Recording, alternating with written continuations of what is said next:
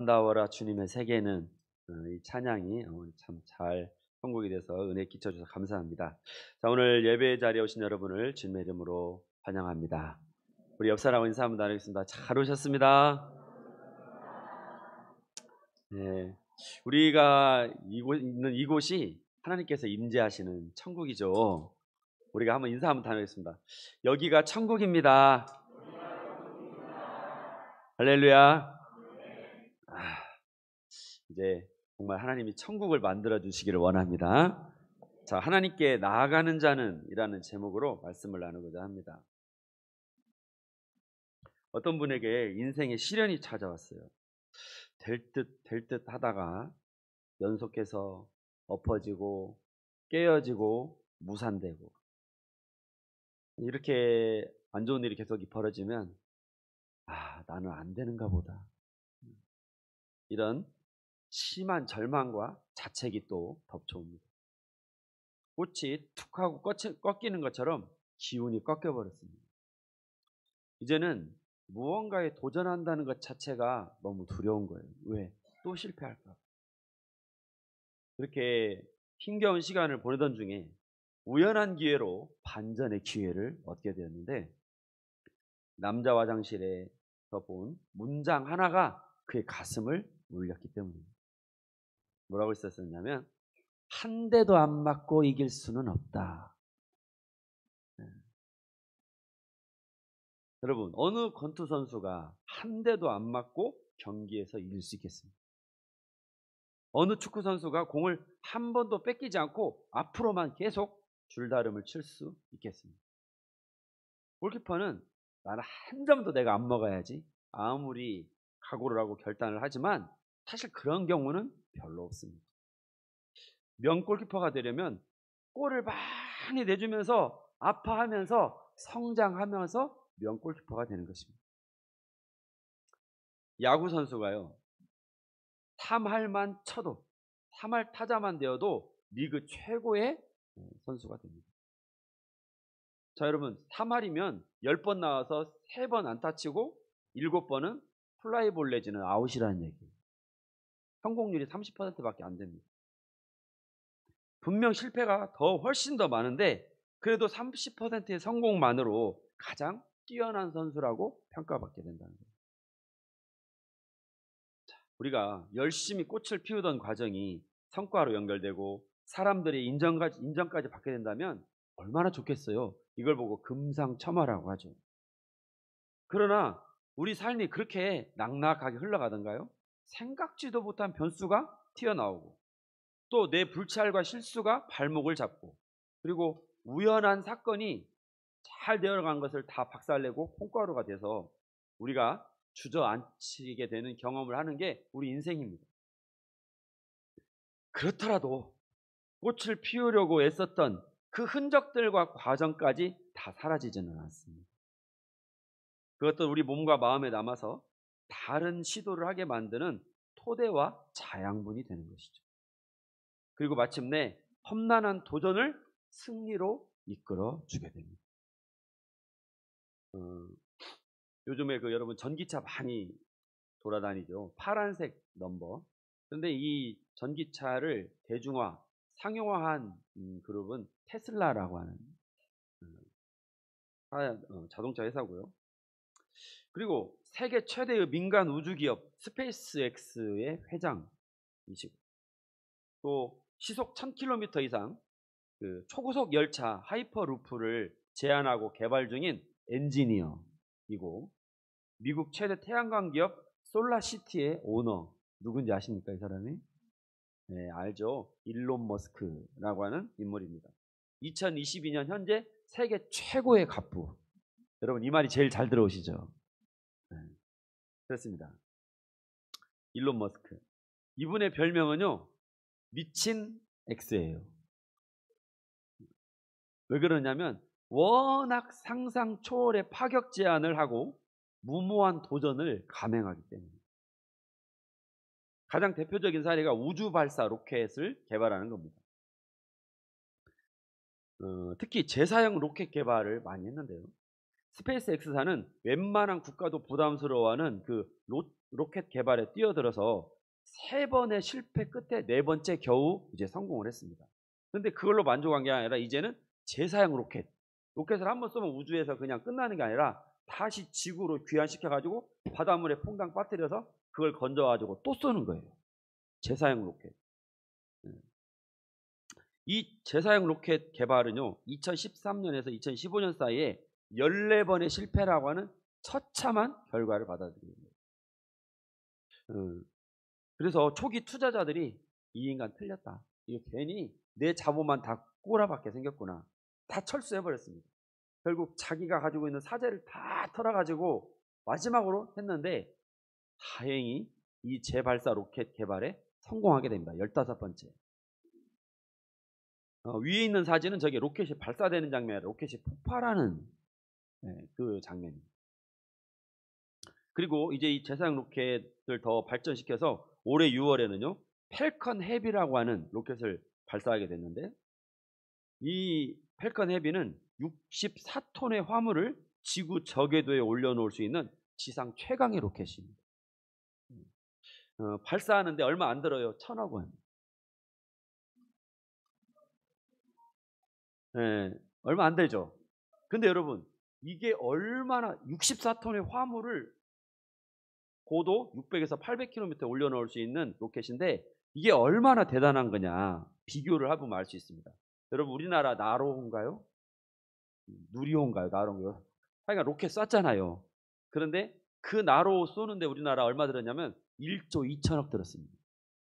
그런데 거기에서 그 로켓을 태우고 우주 저궤도에 올려놓을 수 있는 화물의 양은 3톤밖에 안 돼요.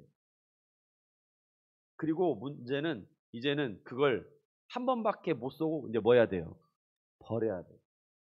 1조 2천억 들여서 3톤 쏘고 버리고, 이 펠컨 헤비는 1,000억이면 쏘고 64톤을 올릴 수 있고 재사용할 수가 있고, 이건 비교가 안 되는 겁니다. 그래서 아까 제가 얼마 안 든다고 한 이유가 거기에 있습니다. 그래서 머스크와 스페이스 X사가 우주 개척의 신기원을 열었다라고 하는 평가를 받습니다. 자, 머스크가 로켓 개발에 목숨을 걸다시피 하는 이유는요, 화성, 경기도 화성이 아니고 저 태양계 화성, 거기다가 인구 100만의 자립 도시를 건설하기 위해서, 그러려면 지구에서 화성까지 실어놔야 되니까 그것을 로켓을 또 사용하고 또 사용하기 위해서 이렇게 재발사 로켓에 목숨을 걸었던 것입니다. 우리한테는 사실 너무 원대하고 까마득한 도전이라서 전혀 실감이 나질 않습니다. 그럼에도 불구하고 이 사람이 했던 말은 우리가 꼭 기억할 필요가 있습니다. 뭐라고 했느냐? 한번 봅시다. 시작.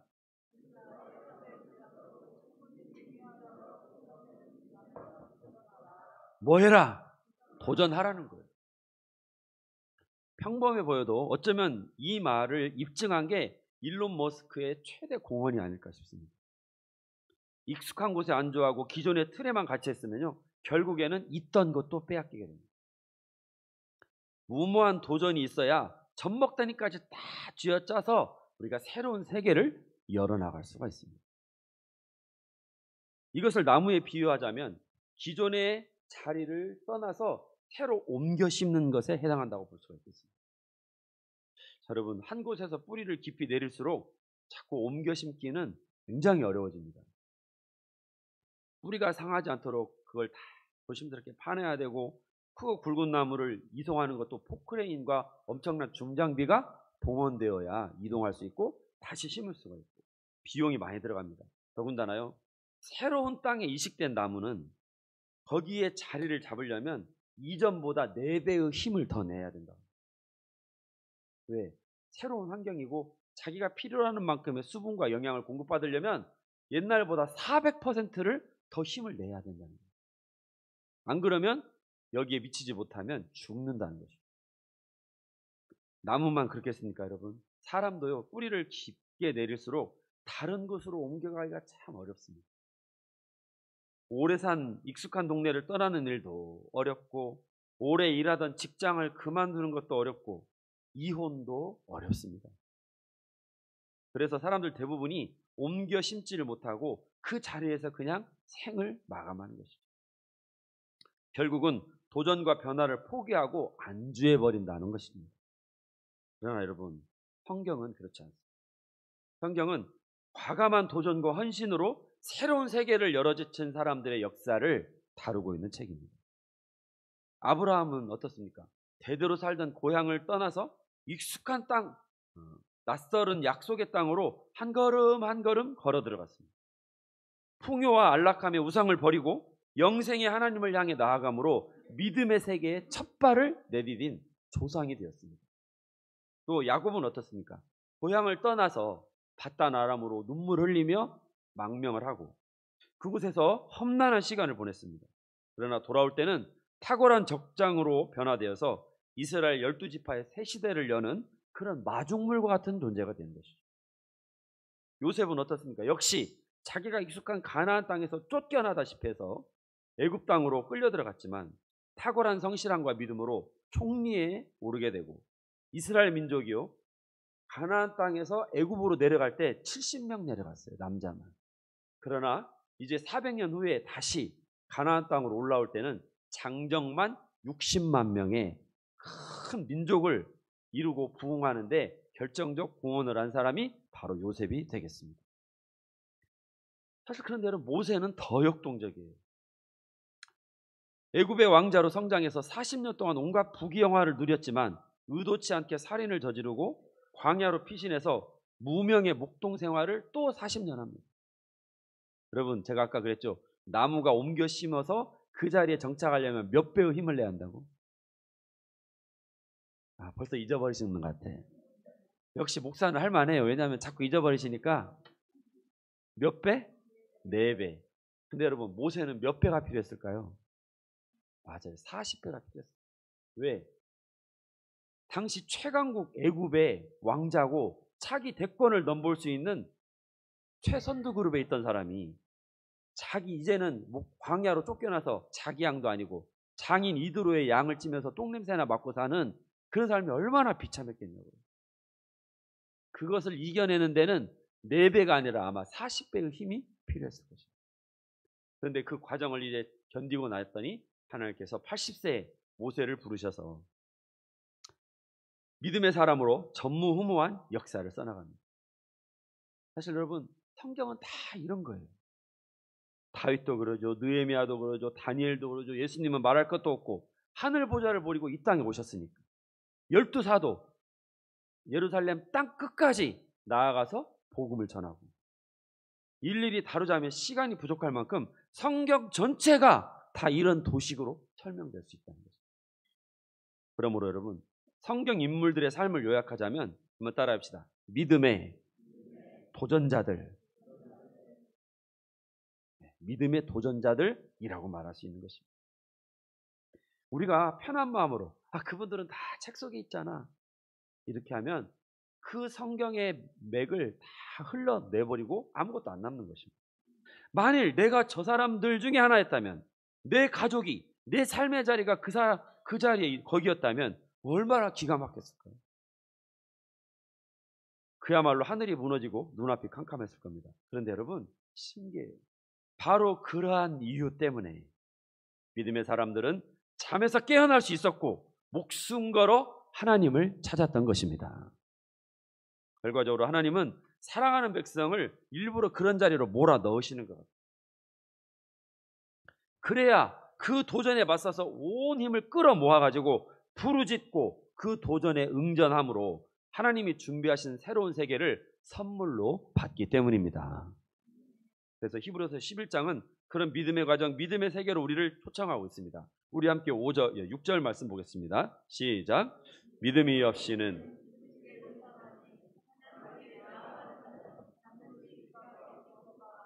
또한 그가 자기를 찾는 자들에게 상 주시는 이심을 믿어야 할지니라.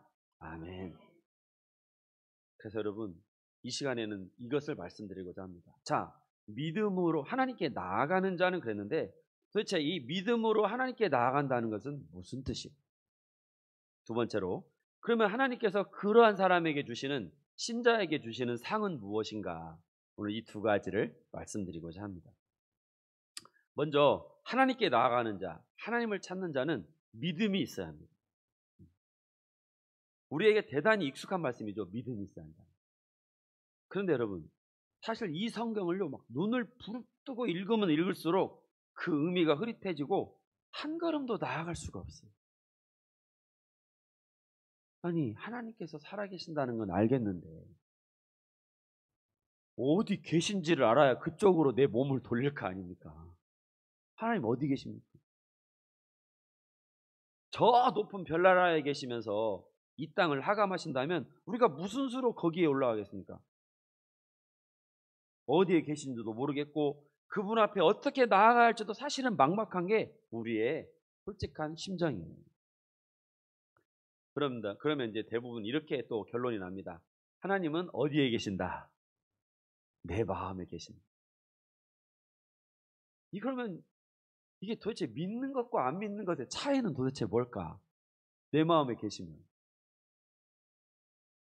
이게 좀 의미가 무의미해지고 퇴색해져. 그래서 마치 이렇게 물을 두 손으로 이렇게 쫙 담아 올리면 나중에 어떻게 되죠?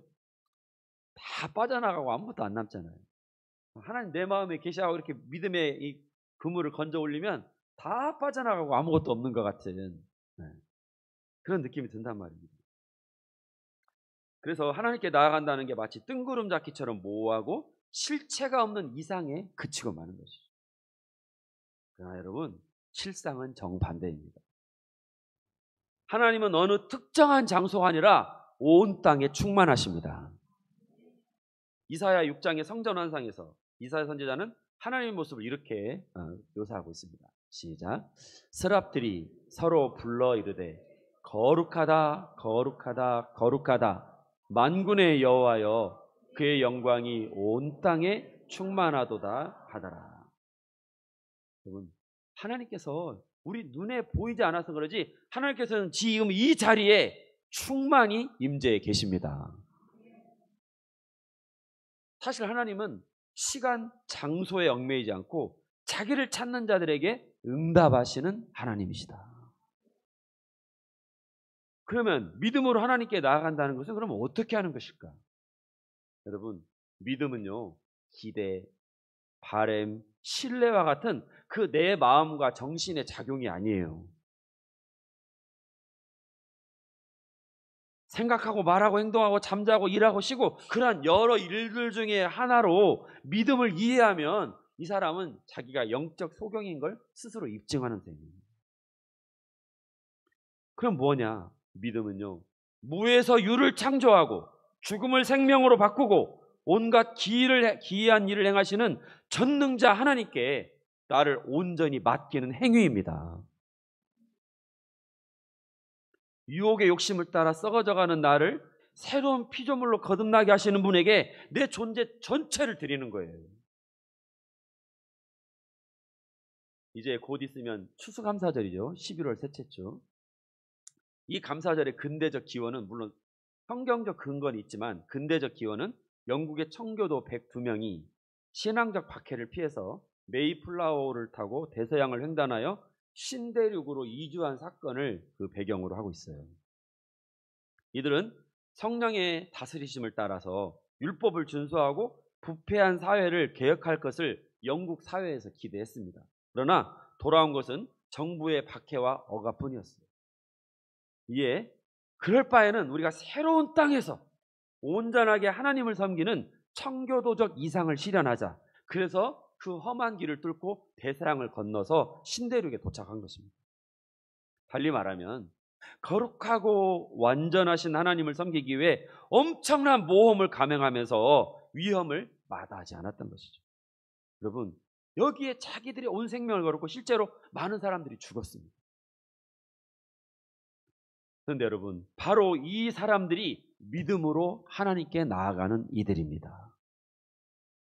머리로, 생각으로, 이성으로 내 어느 한 부분으로 믿는 게 아니라 생명을 다 바쳐 자기 자신을 하나님 앞에 의탁한 것이죠. 안타깝게도 우리는요, 하나님을 오해할 때가 참 많습니다.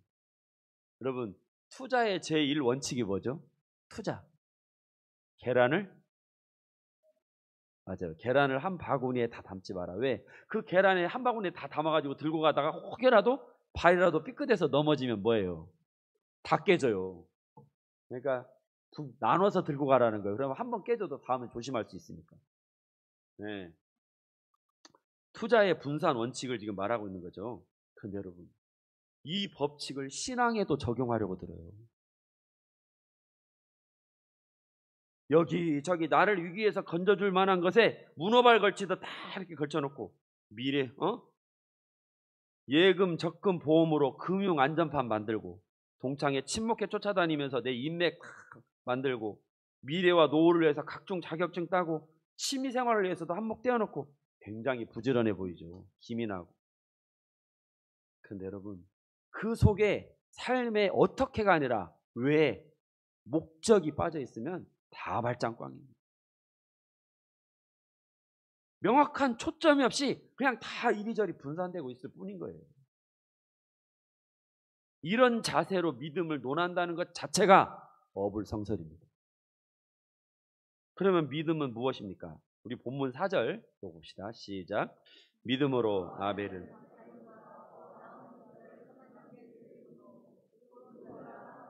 증거를 얻었으니 하나님이 그 예물에 대하여 증거하심이라. 아멘.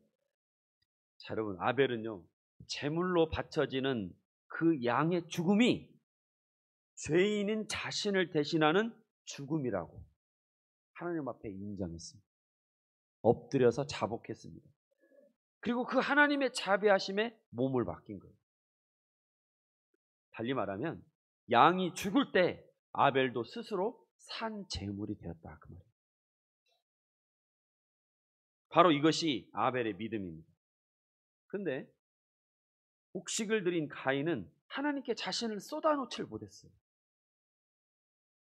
동생을 향한 시기 질투는요, 가인이 믿음이 뭔가를 전혀 몰랐던 사람인 걸 증거합니다. 자, 여러분, 하나님이 제사를 연락 받으실지 말지의 여부는 100명대 하나님으로 만나는 게 아니에요. 어떻게 만날까요? 1대1로 만나는 거예요. 지금 여기에 예를 들면 100명의 사람이 앉아있다고 칩시다. 그러면 하나님이 이 예배를 전체 단위로 받으시냐? 아니죠. 나와 하나님과의 1대1 관계라는 거예요. 그런데 어떻게 이걸 질투합니까? 그러면 아벨의 제사를 받으면 가인의 제사는 안 받으십니까? 아니죠. 아벨도 안 받고 가인도 안 받을 수도 있고 아벨도 받으실 수 있고 가인도 다 받으실 수 있는 거예요. 결국에는 내가 어떠한 자세로 하나님 앞에 예배를 드리느냐, 여기에 핵심이 있는 것이지. 근데 그걸 왜 질투합니까? 질투할 시간에 내 하나님을 뭐 해야지? 찾아야지. 근데 안타깝게도 가인은 그럴 만한 믿음의 지식이 없었던 거예요.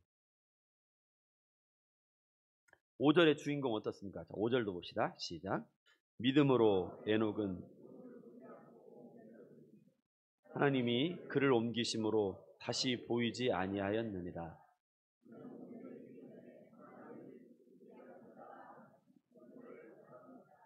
아멘. 구약 성경에 죽음을 보지 않고 하나님께로 끌려 올림을 받은 사람이 2명 있죠. 에녹과 누굽니까? 엘리야. 그 사람이에요. 그래서 하나님과 동행하였다, 하나님을 기쁘시게 하는 자다라는 얘기가 나옵니다. 창세기에는 하나님과 동행하더니 라고 이렇게 기록되어 있어요. 저도 한번 이렇게 들림 한번 받고 싶어서 아무리 눈을 크게 뜨고 이걸 찾아봐도 도대체 하나님을 기쁘시게 하여 뭘 어떻게 했길래 라고 하는 의문만 들지, 이게 그냥 계속 수박 겉핥기 같은 느낌? 근데 그런 게 있어요. 그런데 여러분, 가끔씩요 동물들이 힌트를 줍니다. 동물들이. 자, 제주도 가면 말들이 많죠. 이 말이 아니라 달리는 말, 네, 말이 많잖아요. 그런데 여러분, 말은 누워서 잘까요? 서서 잘까요? 서서 자죠. 그런데 여러분, 안타깝습니다. 말은 서서 자는 녀석들도 있고 누워 자는 녀석들도 있습니다. 자, 그러면 이제 우리가 문제는 뭐냐면 어떤 녀석들이 서서 자고 어떤 녀석들이 누워 자냐는 거예요. 그런데 야생마들은 주로 서서 잔답니다. 이렇게 서 있죠. 그래가지고 눈을 거의 좀 이렇게 실눈 감듯이 감고 좀 졸고 있든지 자든지 그래요. 이건 야생마 기질이 많이 남아있는. 자, 여러분, 말들은요, 우리 호랑이나 맹수들은 눈이 어디에 있어요? 앞쪽에 있어요. 앞쪽에. 근데 초식 동물들은 어디에 있어요? 옆에 있어요. 왜 옆에 있을까요? 눈치를 잘 보려고. 그래야 이렇게 사방을 넓게 보지. 앞에만 보고 있으면 이쪽으로 오면 맹수들이 덮치면 꼼짝없이 죽으니까 앞은 대충 보고 옆을 많이 봐야. 그래야 시야각이 넓어져서 누가 날 잡으러 오는가, 잡으러 온다 싶으면 뭐 해야 돼, 이제? 36개 도망가야 되니까. 그래서 말들은 놀라기를 잘하고 심지어는 자기 발소리에도 자기가 놀란다고 그래요. 그래서 놀랄 경자가 그 밑에 말맞자가 들어있잖아요. 한문에. 네, 그래서 말은 잘 놀라는 짐승. 왜? 겁이 많고 항상 소심하고 누가 날 잡아먹을까에 대한 항상 준비를 하기 때문에 누워 자지 못하고 어떻게 돼요? 서서 자. 그런데 누워 자는 말들이 있어요. 보여주시나? 네, 말들이 누워 자죠. 그럼 얘네들은 도대체 뭐냐? 라고 했을 때 얘네들은요, 태어날 때 사람이 다 받아줘요. 받아서 씻기고 먹이고 관리해주고 따뜻하게 해주고 더울 때는 물 뿌려주고 하면서 관리하는 말들입니다. 사람 손, 소위 사람 손을 탄 말들이에요. 얘네들은 무서울 게 없어요. 왜? 누가 지켜주니까. 사육사가 나를 뭐 해줄 거니까 지켜줘. 자, 그러면 이 누워서 자는 이 말들을 볼 때 사육사의 마음이 어떨까요? 그야말로 훈훈하죠. 야, 저놈이 나를 뭐 하는구나. 믿는구나. 그래서 주는 것 없이 뭐 하다 그래요, 이때? 이쁜 거예요. 왜? 아, 누워서 편히 잔다는 건 나를 지금 신뢰하고 있다고 하는 실제적인 방증이니까. 근데 여러분, 하나님도 마찬가지입니다. 사람이 뭔가 특별한 일을 해서가 아니라 하나님께 의탁해서 평안을 누리고 고난 중에도 낙심하지 않고 잠잠히 주를 바라보는 이 신뢰 관계가 형성되고 연결되면요, 그 존재 자체로 하나님께 기쁨이 됩니다. 우리가 뭘 해서 기뻐하시는 게 아니에요. 신뢰. 사람이 말을 보면서 아, 저놈이 나를 믿는구나, 믿고 있구나 하는 것처럼 하나님도 그래, 네가 나를 뭐 하는구나, 믿는구나. 그래서 우리를 볼 때마다 하나님은 기쁘신 거예요. 환난 중에도 기뻐하고 걱정하지 않고 담대하게 하나님을 의지하는 그 마음을, 하나님 그 자체를 기뻐하시는 거예요. 그래서 여러분, 오늘 우리가 하나님의 기쁨이 되기를 원합니다. 자, 어떻게 그 하나님을 만나겠습니까? 우리 잠언의 2장 말씀을 보겠습니다. 시작. 은을 구하는 것 같이 그것을 구하며.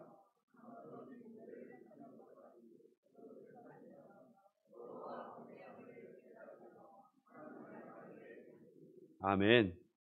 여러분, 하나님을 깨닫고 믿음의 눈이 뜨이고 그리고 그분과 친밀한 동행을 누리는 게요, 말처럼 쉽지가 않습니다.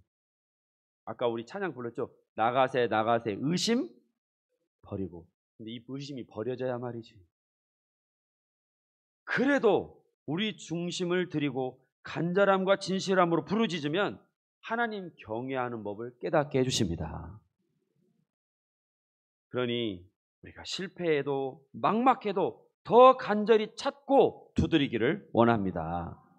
그래서 제가 오늘 하고자 하는 말씀이 무엇이냐? 믿음의 도전자가 되자는 것이죠. 믿음의 도전자.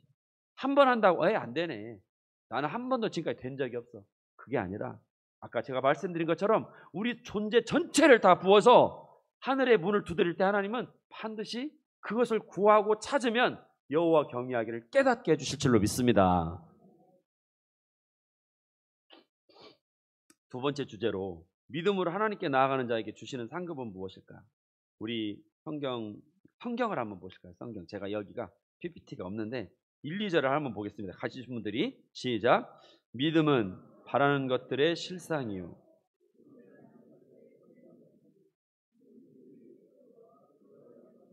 예, 그렇습니다, 여러분. 믿음은 뭐의 실상이라고요? 바라는 것들의 실상. 그러면 내가 뭘 바라든지 다 해주시네? 우리가 요즘에 광고를 보면 기계가 사람 마음을 뭐예요? 읽어. 그래서 내가 선풍기가 켜졌으면 좋겠다. 진짜 켜지고. 이런 광고가 하나씩 나와요. 그러니까 그야말로 생각대로 가는 거죠. 생각을 읽고 생각대로 해주는 거예요.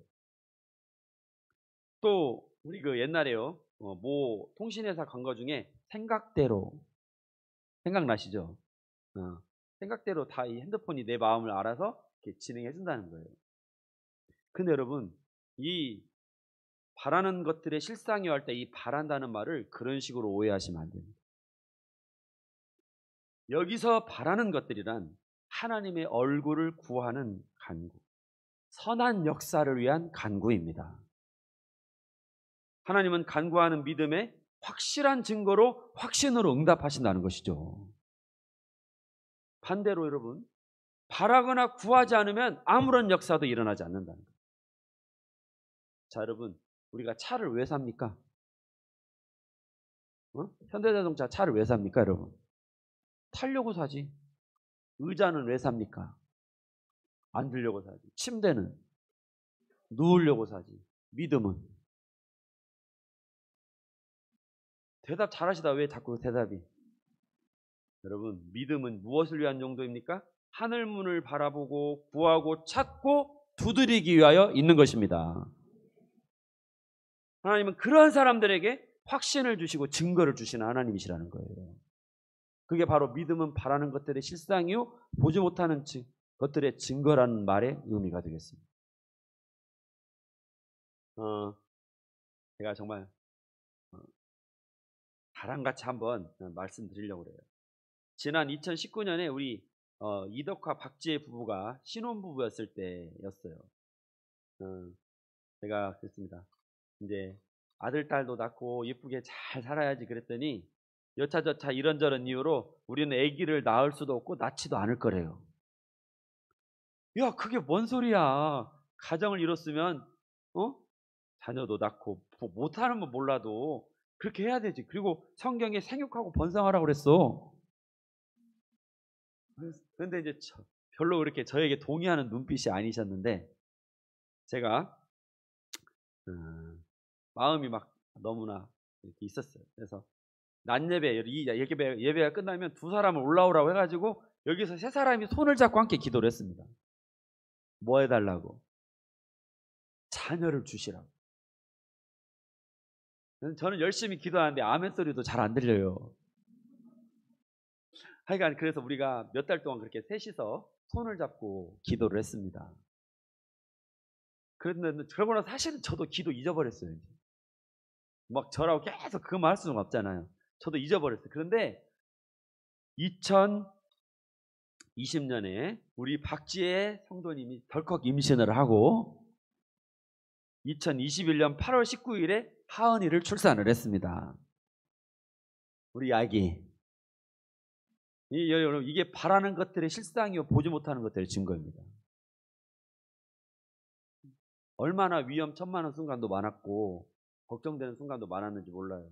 그러나 이렇게 우리 하은이가 잘 커서 한 첫 돌이 지나갔습니다. 이후로도 영원토록 함께 하실 줄 믿습니다. 그래서 여러분, 하나님께서는 구하는 자에게 상급을 주십니다. 여러분, 믿음의 상급 두 번째는 무엇이냐면 에덴의 회복입니다. 믿음으로 하나님을 깨닫고 하늘문이 열린 사람은요, 그 다음부터 뭐냐면 사랑과 긍휼과 복을 주변 사람들에게 흘려보내게 되어 있어요. 우리 창세기에 보면 창세기 에덴 동산에 강이 4개가 흘렀다고 했습니다. 비손, 기온, 히데겔, 유브라데. 4개의 강이 온 사방으로 흘러서 거기를 젖과 꿀이 흐르는 땅으로 만드는 거예요. 그리고 하나님께서 아브라함에게도 너는 복의 근원이 될지라 그랬잖아요. 오늘 우리가 믿음으로 하나님께 연결되면 우리를 통해 치유의 강물이 흘러갑니다. 하나님의 통치가 구석구석까지 이르게 됩니다. 그래서 여러분, 내가 서 있는 그곳이 가정이든 직장이든 어디든 회복된 에덴이 되고 새하늘과 새 땅이 거기에 임하게 되는 것이죠. 그곳에서 우리는 5골, 10골 다스리는 권세를 얻습니다. 한마디로 말하면 하나님 통치의 대행자가 되는 겁니다. 그게 바로 베드로 사도가 말한 너는 왕 같은 제사장이요. 우리가 하나님의 통치를 일부를 대행하는 이 영광을 누린다는 거예요. 이게 뭐냐? 이게 믿음의 사람들에게 주신 하나님의 상급입니다. 성도 여러분, 이제 우리도 믿음으로 다시 하나님 앞에 나아가기를 원합니다. 마음을 다하고 성품을 다하고 뜻을 다하고 힘을 다해 그 이름을 부르고 그분께 우리를 의탁합시다. 하나님은 확신과 증거를 주시고 우리가 있는 곳마다 에덴을 회복하게 하여 주실 줄로 믿습니다. 이 은혜가 함께 하시기를 축원합니다. 기도하겠습니다. 살아계신 아버지 하나님, 하나님께 나아가는 자는 반드시 그가 계신 것과 자기를 찾는 이들에게 상 주시는 이심을 믿기 원합니다. 이제 우리가 담대한 믿음의 도전자가 되게 하여 주셔서 의심을 물리치고 하나님의 밝은 얼굴을 뵙게 하시며 우리가 서 있는 곳마다 에덴이 회복되고 새하늘과 새 땅이 임하게 하여 주시옵소서. 예수님의 이름으로 기도합니다. 아멘. 이상현